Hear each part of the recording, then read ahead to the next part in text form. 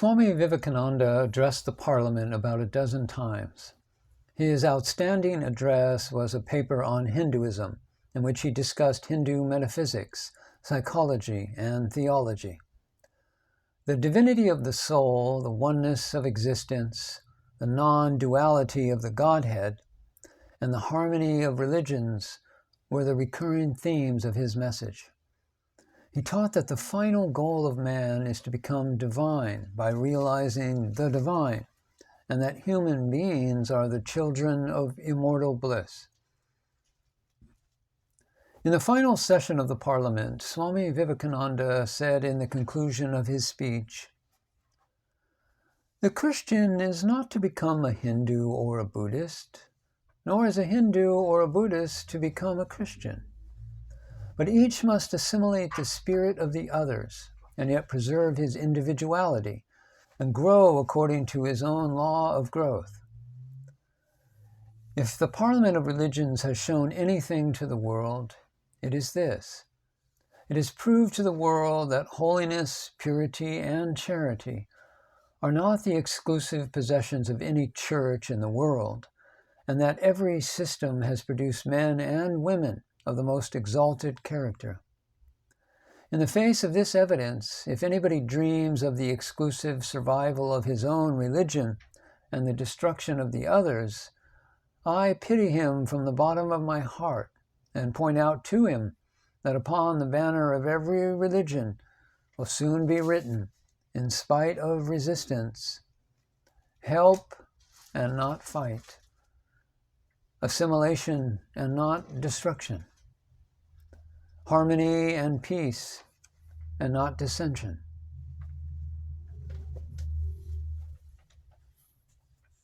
The Parliament of Religions offered Swami Vivekananda the long-desired opportunity to present before the Western world the eternal and universal truths of his Aryan ancestors. And he rose to the occasion.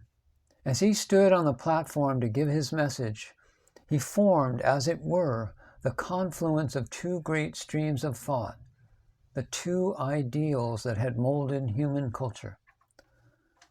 The vast audience before him represented exclusively the Occidental mind, young, alert, restless, inquisitive, tremendously honest, well-disciplined, and at ease with the physical universe, but skeptical about the profundities of the supersensuous world and unwilling to accept spiritual truths without rational proof.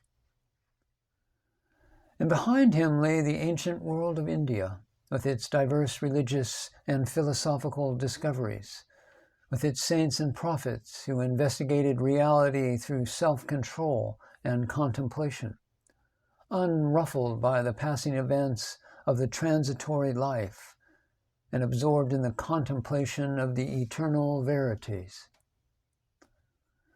Vivekananda's education, upbringing, personal experiences, and contact with the God-man of modern India, Sri Ramakrishna, had preeminently fitted him to represent both ideals and to remove their apparent conflict. To Vivekananda, the religion of the Hindus, based upon the teachings of the Vedas, appeared adequate to create the necessary synthesis. By the Vedas, he did not mean any particular book containing the words of a prophet or deriving sanction from a supernatural authority, but the accumulated treasure of spiritual laws discovered by various Indian seers in different times. Just as the law of gravitation existed before its discovery and would continue to exist even if all humanity forgot it, so do the laws that govern the spiritual world exist independently of our knowledge of them. The moral, ethical, and spiritual relations between soul, and between individual spirits and the Father of all spirits, were in existence before their discovery, and will remain even if we forget them. Regarding the universal character of the Hindu faith, the Swami said, "From the high spiritual flights of the Vedanta philosophy, of which the latest discoveries of science seem like echoes, to the low ideas of idolatry with its multifarious mythology, the agnosticism of the Buddhists, and the atheism of the Jains, each and all have a place in Hindu religion, the Sanatana Dharma. The young unknown monk of India was transformed overnight into an outstanding figure of the religious world. From obscurity, he leapt to fame.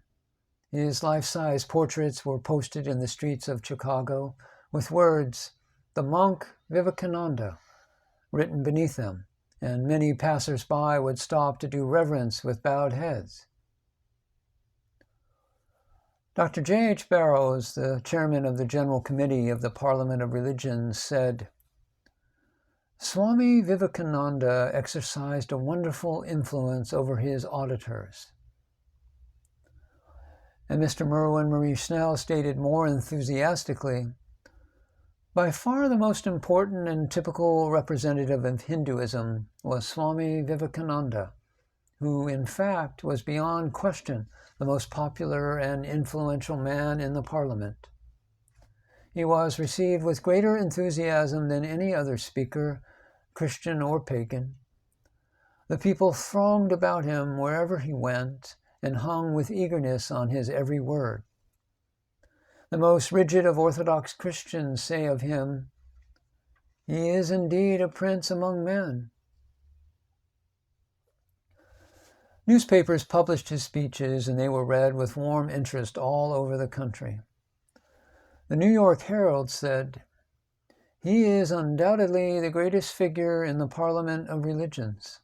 After hearing him, we feel how foolish it is to send missionaries to this learned nation." The Boston Evening Post said, "He is a great favorite at the Parliament, from the grandeur of his sentiments and his appearance as well.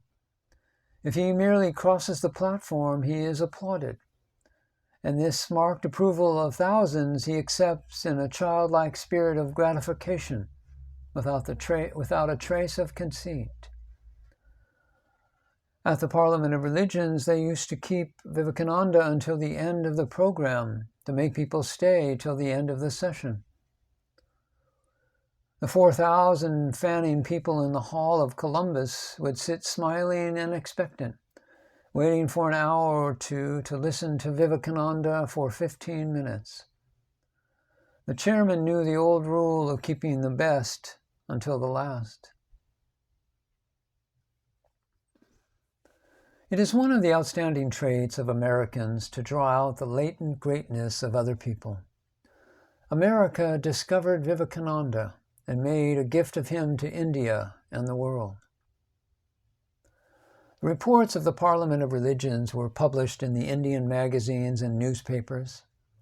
The Swami's vindication of the Hindu faith filled with pride the hearts of his countrymen from Colombo to Almora, from Calcutta to Bombay. The brother monks at the Baranagore monastery were not at first clear about the identity of Vivekananda. A letter from the Swami 6 months after the Parliament removed all doubts, and how proud they felt at the achievement of their beloved Naren.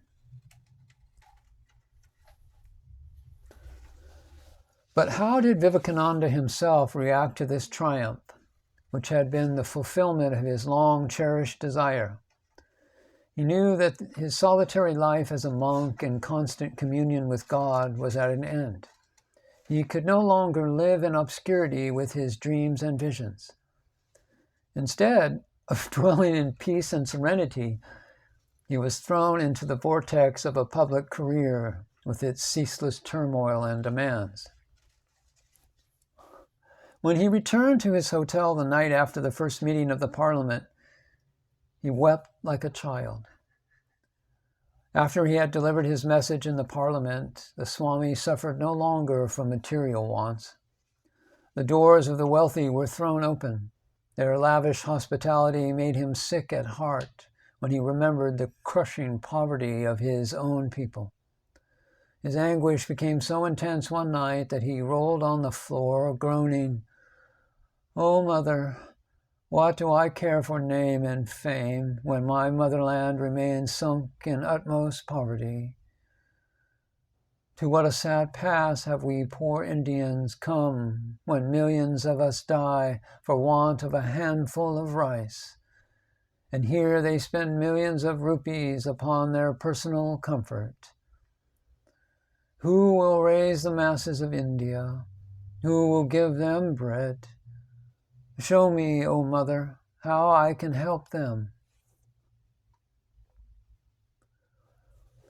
While addressing one session of the Parliament, the Swami had said that what India needed was not religion, but bread. Now he began to study American life and its various aspects, especially the secret of the country's high standard of living, and he communicated to his disciples in India his views on the promotion of her material welfare. Swami Vivekananda was invited by a lecture bureau to tour the United States, and he accepted the offer.